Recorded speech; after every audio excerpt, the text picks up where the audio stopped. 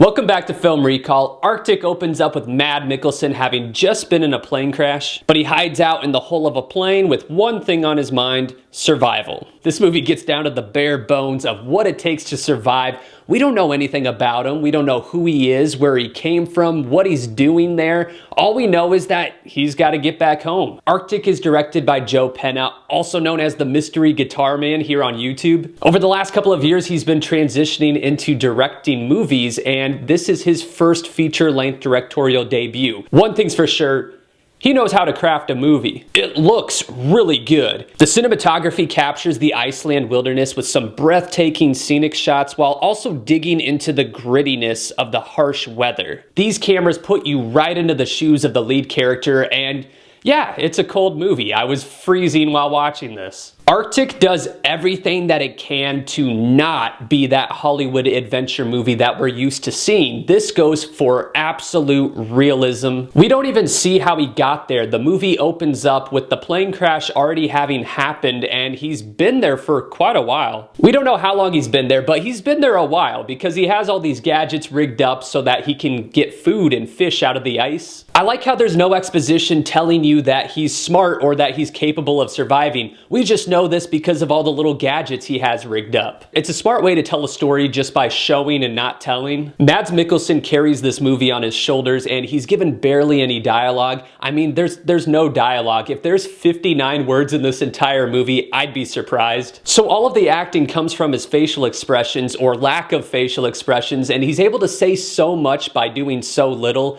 And I wonder how much of it is actually acting. They filmed the entire movie on location and during some really bad weather, and he looks genuinely miserable. There's a couple of exciting sequences, one that matches the intensity of The Revenant, but a lot of the journey is walking, setting up camp, fishing, finding food. You're going through his daily activities of trying to find food and surviving, and some of it does get pretty repetitive. The suspense and the tension comes in spurts and moments, but a lot of it is watching him being miserable. Some of the long and drawn out moments of him living off the land could have been more interesting had we had more of an idea of who he is, but this movie is going for realism and not Hollywood storytelling. There's no dialogue or backstory because he's by himself. He can't talk to anyone. And the people that he does meet along the way don't speak the same language, so they're barely able to communicate. The story is all about the realism, so it does sacrifice some aspects like character development that could have made it more dramatic. But I don't think Joe Penna was wanting to make a dramatic movie. I think he was wanting a realistic survival story, and he definitely succeeded. If you like watching stories like All Is Lost or any other survival movie, this is another great movie about human endurance. For me, these are the kinds of movies I can only watch once. I appreciate the approach to the material more than I actually enjoyed it, but there's no denying that it's really well crafted and one of the best that this subgenre has to offer. I'm gonna give Arctic a strong 7.5 out of 10. If you love these movies, you're gonna like it even more than I did because it is one of the best survival movies I've ever seen. But now I wanna hear from you. What is your favorite survival movie? Thanks for watching, and if you're new to the channel, you can subscribe for more movie reviews every week.